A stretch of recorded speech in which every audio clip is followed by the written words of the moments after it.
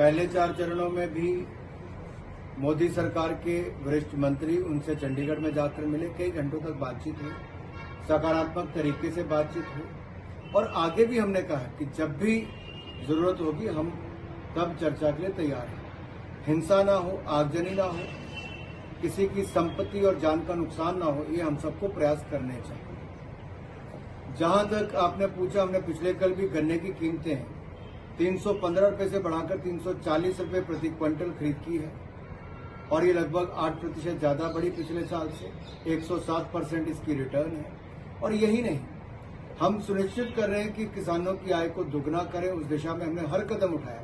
Swaminathan committee की report को लागू भी किया और खरीद भी कांग्रेस के 10 साल के कालखंड में कुल मिला के 5.5 लाख करोड़ की खरीद हुई, केवल 5.5 लाख करोड़ की।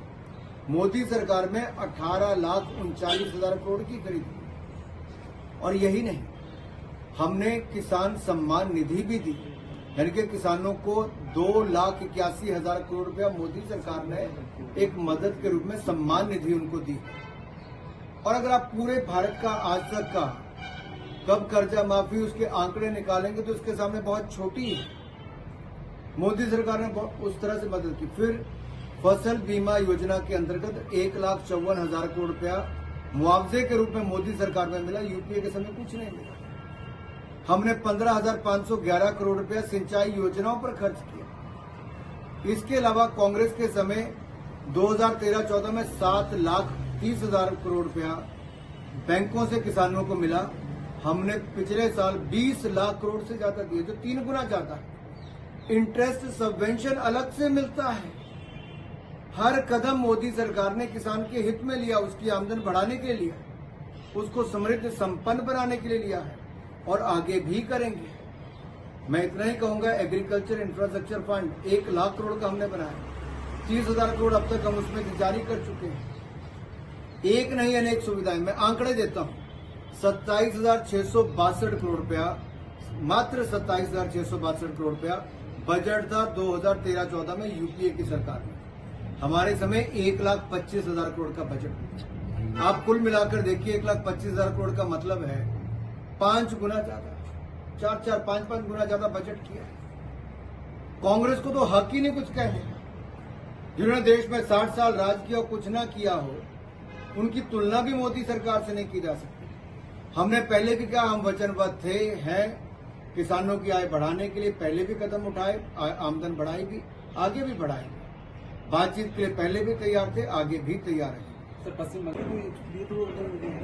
पश्चिम बंगाल में एक और महिलाएं अपने आप को सुरक्षित नहीं समझ रही, दूसरी ओर मीडिया भी असुरक्षित महसूस करता है। संदेश खली की अत्याचार महिलाओं पर, यह संदेश खली का संदेश गली गली देश में गया। ममता जी की सरकार में महिलाओं पर अत्याचार, ये संदेश खली का संदेश गली गली गया। संदेश खली में मीडिया पर जिस तरह से अंकुश लगाया गया, उनको गिरफ्तार किया गया, ये निंदनीय है। ये नहीं होना चाहिए। फ्रीडम ऑफ प्रेस को बनाए रखना, ये ममता जी की सरकार की जिम्मेदारी है, हर राज्य की सरकार की जिम्मेदारी है, क्योंकि कानून व्यवस्था उनकी जिम्मेदारी है। मैं इतना ही कहूंगा, ऐसे और कोई घटनाएं सामने ना आए, पश्चिम बंगाल की मुख्यमंत्री सुनिश्चित करें। और ऐसी अनेकों घटनाएं पिछले कुछ वर्षों में देखने को मिली, जहां पश्चिम बंगाल में चुनावों के बाद एक और महिलाओं को दुड़ा कर मारा गया, जनता को मारा गया, तो दूसरी ओर मीडिया कर्मियों के ऊपर भी इस तरह से डर और दबाव और अंकुश लगाने का कार्य हुआ। ये लोकतंत्र के चौथे स्तंभ के लिए उचित नहीं है। ये चौथे स्तंभ का अपमान है। ये मीडिया की अधिकार पर एक अंकुश लगाने का कार्य है। ये बिल्कुल भी नहीं होना चाहिए। और ममता जी सुनिश्चित करें कि भविष्य में ऐसी घटनाएं महिलाओं के खिलाफ अत्याचार की ना हो और भविष्य में मीडिया के ऊपर अंकुश ना लगे, यह भी सुनिश्चित